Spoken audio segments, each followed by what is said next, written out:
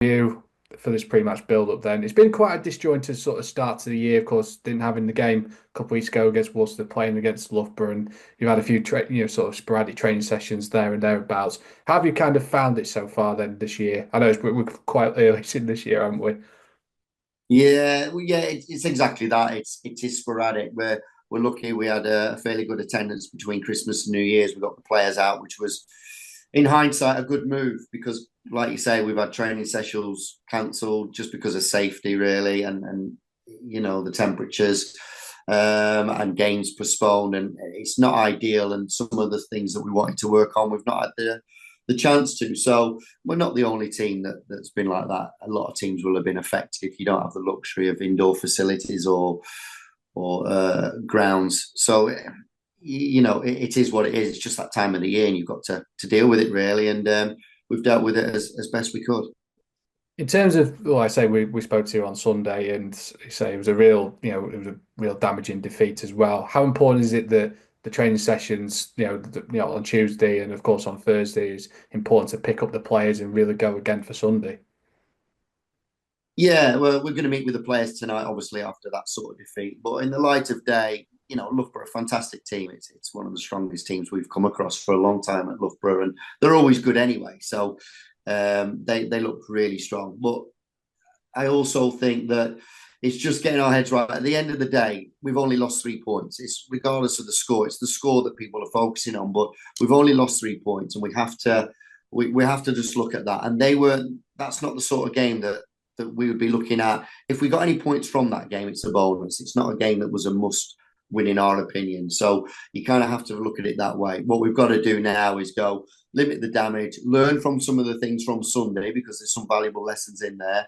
How do we learn? What are the key things to take away? And then what do we do next? Because it's how we respond on Sunday, and it's the response that we're looking for in training.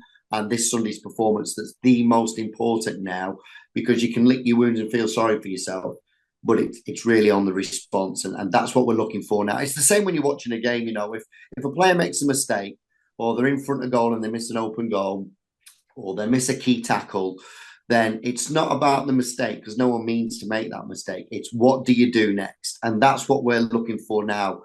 As staff, the players will be looking for us as staff. What are we going to say and how are we going to respond? And then we're looking to players that say, right, how are you going to respond as well? So it's a team effort. When I say we, I'm talking about team, staff, everybody involved. So yeah, it's what we do next is the most important thing, and I've got every confidence in everybody involved that will respond in the right way. So that's what I'm looking to now.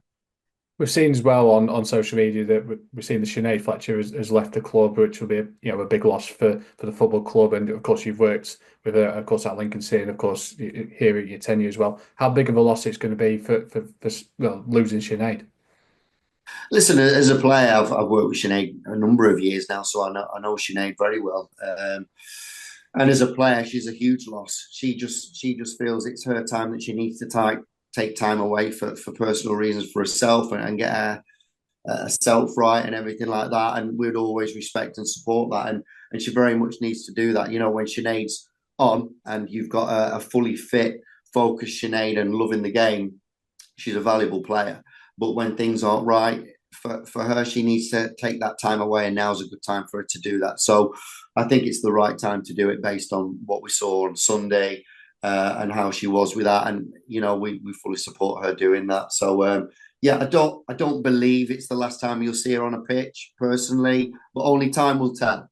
But now is the right time for her to take time away, for her to do her thing really, and it's the best. But yeah, from a player's point of view, it is a big loss, but it's only a loss when you get a fully committed and a fully focused Sinead, and she hasn't been that way for a long time, and I think she'll admit that herself. So yeah, it's a big loss because she's a very experienced step four player, obviously, and a good player at step four. So yeah, but we've got players that are willing to step up, and they need to step up, and they need to prove to themselves and to others that they're capable of stepping up, and we need to give them the confidence to do that. So that's what we've got to do. We've got to support and focus on the players that we've got, and we've got enough talent there. They just need to start believing that, and they need to take these opportunities. And so don't let it pass them by.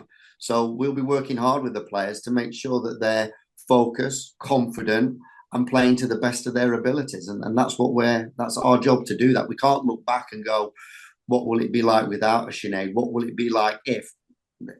That's not the case. So we've got to focus on what we've got, where we're at, and what we've got to do next. And that's all we can focus on moving forward.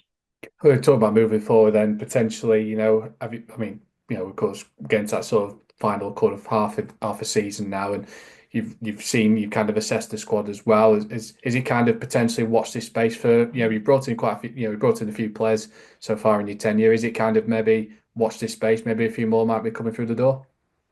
Yeah, it's a tough time of year. Most of your groundwork's done in pre-season, in terms of getting players through the door and the back end of the previous season, really, which is typically when we start to work.